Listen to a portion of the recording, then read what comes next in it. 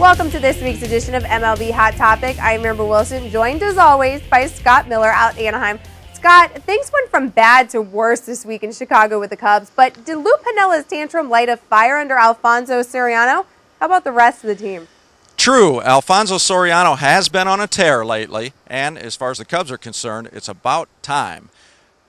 Is it because Lou Piniella lit a fire under him?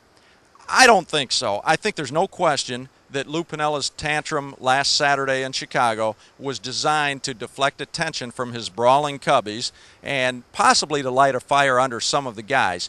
Soriano is not a guy, I believe, who needs a fire lit under him. He was just off to a miserable start, partly because of the weather in April was so cold. He had 46 homers last year in RFK Stadium in Washington, D.C., which is not a pitcher's park. Piniella, I think, maybe could reach some guys this way. Soriano's not one. I think he's just started to hit. As far as the rest of the Cubs, I'm not so sure about Piniella lighting a fire, whether that's even going to affect these guys. I mean, you know, when you have Matt Merton dropping balls out in the outfield, when you have these guys running into outs on the bases as bad as they've been, this is not a fundamentally sound team. Cubs have all kinds of problems trying to do the little things, and whether or not Piniella is getting ejected, that's just one of a whole slew of things here. Okay, and the Twins, after another painfully slow start, won 7 of 8 games to finish May before heading west this week to face Oakland and the LA Angels. Could we see another strong finish from the Twins coming up, Scott, like we did last year when they took the AL Central title away from Detroit on this season's last day? Well, Amber, the Twins hope that they can do what they did last year and make a really strong comeback after a slow start and maybe bag themselves another American League Central Division title.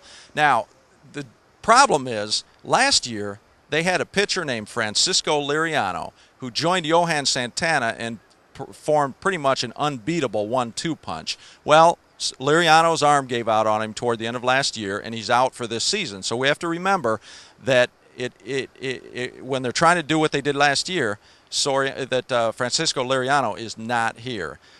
There are some similarities. Last year, part of the reason the Twins started slowly was because third baseman Tony Batista and outfielder Rondell White got off to such a poor start. This year, part of the reason they started slowly, in the rotation, Sidney Ponson and Ramon Ortiz were not good early. Last year they had to throw Batista and White out of the lineup. This year they threw the other two guys, Ponson and Ortiz, out of the rotation.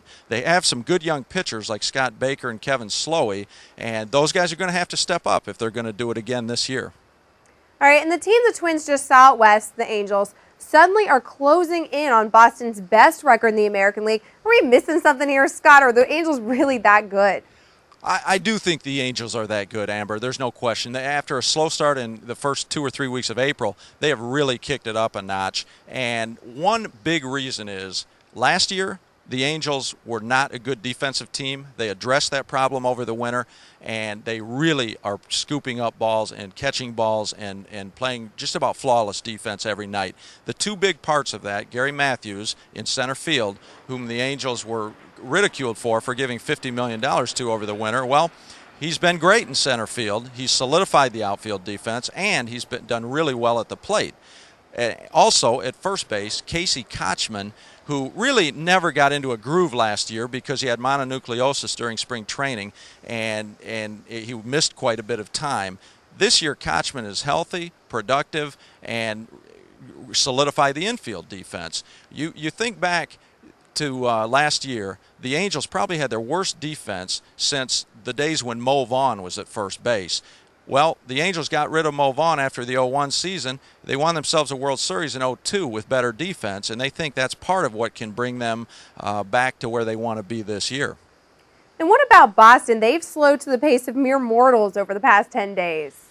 Well, Amber, the Boston Red Sox, as good as they are, we're not going to play .700 baseball all season long. 2 months of that is pretty darn good. They hit a little bit of a skid lately. Last week against the Yankees, and you know, losing the opener of their series out west in Oakland the other night. And the thing with the Red Sox is when they lose more than a game or two, people are like, "What's going on with the Red Sox?" Well, like I say, they're not going to win 70% of their games. Peaks and valleys happen during a season. This is really the Red Sox first, I don't even want to say test because they have such a big lead in the division, but they have the pitching that's going to right themselves, and they're going to get back on a roll. And whether they end up with the best record in the American League or not, I'm not sure, but they do have the pieces to do that. There's no question with Kurt Schilling and Daisuke Matsuzaka. And what I especially like, their infield. Kevin Youkilis is having just a sensational year at first base, and rookie second baseman Dustin Pedroia is also doing really, really well. Now, the thing with the Red Sox, they're the opposite, not to pick on the Yankees like we have done so often this year, but while the Yankees are a team of ill-fitting parts, the Red Sox really fit well together. I mean, Youkilis and Pedroia, for example, you put them out on the free agent market, say Youkilis, I mean, he's not going to command $130 million like some other guys, but on this team, he fits great. And he can really play. And same with Pedroia, guys like J.D. Drew. And they, I think, have a lot of good things to look forward to this season. 700 baseball, not so sure, but nothing wrong if they win 65% of their games. All right, the Dodgers, Padres, and Diamondbacks are bunched atop the National League West, but it was Los Angeles who got a boost this week when Jason Schmidt returned to the rotation Tuesday night in San Diego. Is Schmidt the difference maker, Scott, who could really tilt this race in the Dodgers' favor? Well, there's no question Jason Schmidt was terrific in his return from the disabled list in San Diego this week, losing a tough 1-0 decision to the Padres. I don't know that Schmidt is going to carry the Dodgers to the promised land. The thing that stuck out to me in his return, this guy used to throw 93 to 95 miles an hour, and his velocity has been down the last 3 or 4 years. Now, the other night in San Diego, he was throwing 87, 88 miles an hour, which is nowhere near his glory days. Still, it was better than what he was doing earlier this season when he was just, his fastball was like 83, 84 miles an hour, and scouts were just stunned. It's up a little bit. If it can get up more, Schmidt and the Dodgers are going to be more successful. If it remains around 87, 88 miles an hour, well, he's going to have some good days, and he's going to have some days where he's going to get hit. Either way, how Schmidt fares is going to be instrumental in this National League West race because the Dodgers, Padres, and Arizona Diamondbacks, I think, are going to sprint to the finish from here on through September.